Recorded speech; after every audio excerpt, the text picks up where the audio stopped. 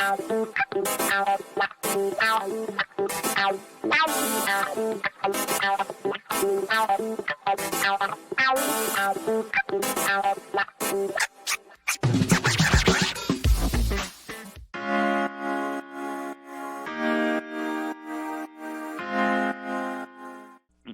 I'm a little concerned. Just a heads up, Chris. If I'm reading a rude tweet, this is the first time I've ever actually done this where I don't have Stephanie's box in front of me to press buttons and bleep. So I'm going to be very dramatic about when I need a bleep sound effect. Okay. For you. Let's test this out. All okay, right, I'm going to read a tweet here from Rude Pundit. In 2 months, Joe Biden should have solved every single problem Donald Trump left him. Is a really stupid take from the right or the left. Okay, not seamless, but you know, you get the idea. Yeah. Yes. How to do it without rude? You did it perfectly. Yeah, you could go with nothing too. You know. Yeah. or I could just start talking. You could just start bleeping me, just random. Exactly. Yeah, just randomly throw that in there. That is an interesting beep sound. I feel like I just got transferred on the phone. Yeah. I didn't realize your bleep is not the same as Stephanie's bleep. It isn't? Oh, okay. It doesn't, or does it sound the same on this end? Yeah. So I'm just tired of, we've got, yes, the border situation is something that has to be dealt with. But, as I'm sure Eric is going to talk about since he just wrote about it. Yes. This is something that's been going on forever. And it certainly has been worse than it is now. And it's just really the media buying into a Republican hype machine. And it's like, it's been 2 months. It's just been 2 months, Yeah. There's all this other stuff he's working on. And, it's everything can't be solved at once. Well, and it also ties into the number one thing that he's been working on is the American Recovery Plan and getting us COVID relief. That also affects what's going on at the border, because part of the problem that was going on at the border was that, our Border Patrol agents and the people working in these facilities, they weren't being vaccinated. They weren't being taken care of the way they should have. Right. And now they're going to be able to vaccinate, especially with Johnson & Johnson. We have this surplus of shots. They're going to be able to vaccinate these kids when they come into these facilities so that we don't have more outbreaks. Well, not the kids. We don't know yet about kids. That's true. I'm sorry. But they'll be able, like, as people are coming across the border, they'll be able to vaccinate. They will be able to try to tamp down some of these. But we know that kids don't spread it as actively as adults do. So getting the people who are working in these facilities and working with these kids vaccinated. Yeah. That's a huge part of it. There's something else here. There's another story here that's not being covered, which is that, multiple people in the Biden administration have said that Trump essentially gutted agencies and have left them with so few people in positions where they could actually take action that they are rebuilding the federal government rather than just, stepping in and, having all of the civil servants and everything that they had. No, he left a lot of positions open or, filled it with such rank partisans that they have to clear them out too. Yeah. So, it's almost, if we had a metaphor for it, like a rusted out airplane sitting on a tarmac. That's right. Only there was a metaphor for what Trump has done to the U.S. government and the border. Well, that works if the reason that it's rusted is because Trump kept pissing on the airplane. Just right on the side of the airplane. Yeah. What if it was his hookers from Russia that were pissing on the side of the airplane? Oh, well, then for him, that's a show. Yeah. We just brought all the stories together. Thank you. We did a grand unified theory of Trump urination. Well, no, and speaking of vaccines too, you wrote a big column this weekend on the culture war over vaccines and how it is stupid, and Fox is still pushing to validate these snowflake conservatives' opinions that they shouldn't take a vaccine. Right. Yeah. Or that somehow this is about freedom and not about, the safety of the American public, right. Yeah. They're all about, let's do everything we can for defense. Well, this is actually something we can do to help defend the country. Right. If you're going to say that even if we take their racist rhetoric and say that we were attacked by another country, then, this is what we do to defend ourselves from that attack. Mm-hmm. Right. Exactly. we've got, and speaking of vaccines, Christopher, you have some news, I believe. Oh, yeah, I'm getting my first vaccine on Thursday. Mazel tov. Yes, thank you. I have to go to a ruby red part of LA County to do it. It's about an hour away, but I'm doing it because, the Republicans don't want to get their vaccines, and so Republican areas have a lot of extra. No, maybe after a while it'll be like the leftovers, and 2% of Republicans will just disappear. Well, we can only hope. We don't wish them ill. I want everyone to get vaccinated. Right. Exactly. More than I want everyone to feel safe. I want people to be able to go out and party in the streets in Miami Beach. Yeah. And riot like they did last night. Just not like they did this past weekend. Yeah. I think there's a little pent up energy down there in Miami, don't you think? Oh my God! You know what? When everybody's vaccinated and they declare it's over, there's going to be orgies in the streets. Oh yeah, it's just going to be an F fest everywhere. Yeah, I'm just gonna.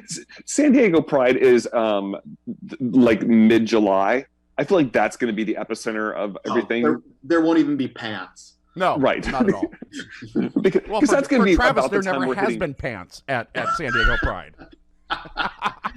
It won't just be assless chaps. Right. It'll just be the full pantsless. Yes. I was wearing shorts. Thank you very much. It's warm down there that time of year. How short were those shorts? Yeah. Oh, Travis wears short shorts. Short shorts? He does wear short shorts. Was there cheek hanging out? Oh no, not that short. Close. But here's the thing. All right, not to imply that yours hang. No, but here's the thing. I'm 6'4". Shorts like on a regular person that are kind of like mid calf, on me look like short shorts. Oh, okay. So it's a little bit more exaggerated on me. I'll fully admit that. It also puts you, like half the population is at crotch level to you. Yes. So yeah, exactly.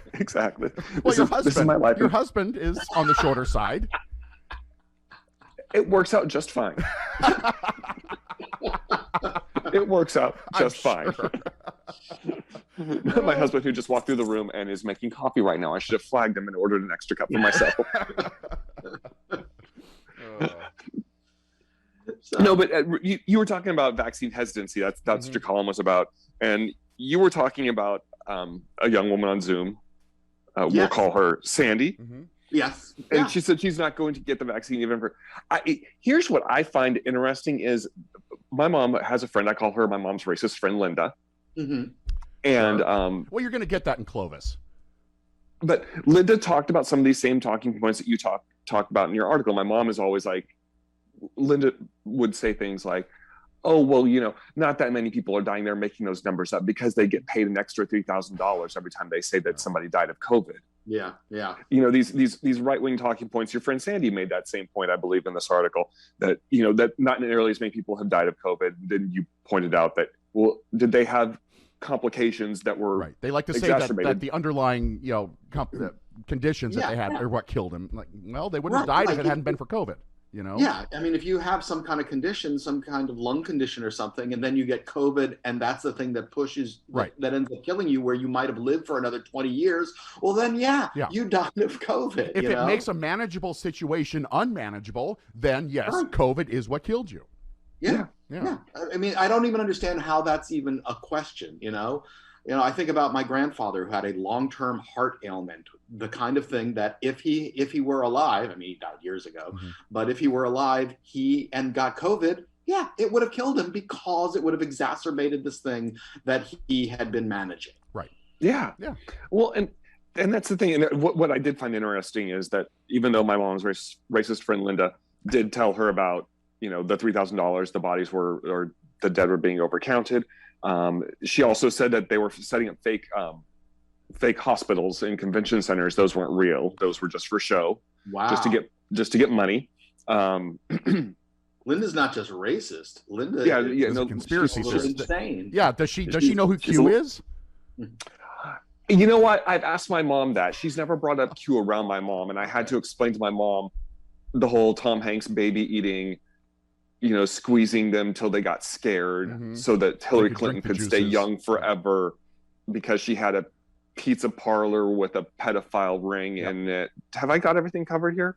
Yeah, that's pretty much it. That's all. and the storm is coming. But Yeah. that's the don't you love when that's become the talk now, when you have to have the talk with your parents or your parents' friends about what QAnon is, when they've heard about it but they don't really know, and Right. you have to sit there and say, well, Hillary Clinton and Huma Abedin apparently cut the face off a child and wore the face to scare the child to get more adrenochrome out of, which is not a real thing, No, but they it's not. think it is. Yeah, you can imagine me having this conversation with my mom and trying to explain that to her, and my mom, who also is not on Facebook, trying to explain to her how her friend, who's Linda, who is racist, is on Facebook, and she's like getting pulled deeper and deeper into these memes and these storylines and things like that, and how that algorithm works. But what I thought was funny was, for all these things that she said about the vaccine, all these things that she had said about the virus, and she also mentioned that that they were going to alter your DNA with the vaccines as well. She still was she was in line to get that vaccine the moment she could get it. Of course. That's the thing, is like, you've seen first of all, you've seen the numbers go down very quickly on who's not going to take the vaccine. Everybody, what was it? It was a much larger number that was saying, oh no, I will never get the vaccine. And now that everybody's getting it, and people aren't just exploding in the streets because they got it. It's gone down like 10%, the number of people who say they won't get the vaccine. Which it's is, like a big number. It's a big number, but that's a manageable number. I mean, of course, we're in a race against time between the vaccine and the idiots who think everything's okay now. So good job on the Biden administration getting so many shots in arms so quickly. I mean, what are we up to? 3 million a day, I'm stunned at how fast people are getting vaccines. It's crazy. Well, that's amazing what a functioning federal government can do. Yeah. This is shown exactly. Well, I'm looking at the TV right now. They've got the number up. It's there are 44,000, or I'm sorry, 44 million people are fully vaccinated. 2 vaccines. That's they've gotten both shots. 2 vaccines plus 2 weeks after the second one. Right, and I think we're up to 25% with at least one vaccine. Yeah, which is insane. And what's that? It's insane that we've got that done so quickly. I'm astounded. It's awesome. Just 2 months. Again, that's 2 months after, after Biden comes into office. And to go back to the first point, that we were making, that is a tremendous success. And to ignore that in favor of whatever manufactured crisis that Republicans want to feed the media is ludicrous. I mean, well, and again, and back to the broken plane metaphor, that's what Trump handed Biden with this distribution system. All he had was a plan, was to let's make a lot and push it out the door. There was no distribution model. He was leaving it up to states, which didn't have funding, didn't have a system to get this stuff out there. We don't have a national health system, and there's not even a state level health system to manage. This is your different turn. States this is have how you different get levels in there. of health systems. Like California has a robust health system. Some states, like North Dakota, no health system. Right. But there's also states like West Virginia, which just decided, what, the governor was like, nope, I believe in this. We're doing it. We're going to get it out there as quickly as possible. Good. We want things to go back to normal. And it's like, okay, yeah, he's a Republican and he's an a-hole, but at least he understands that medical science is a real thing. Yeah. Well, what was it? What was his term that he used? The chicken sucking. Oh, four-legged.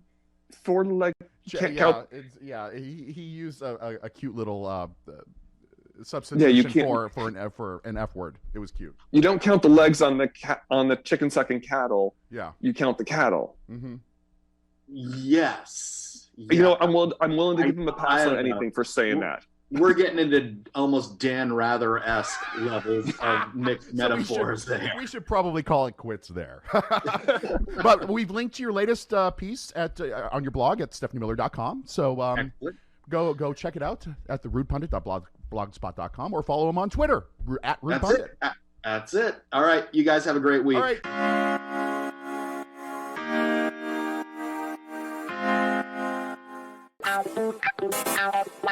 Ow.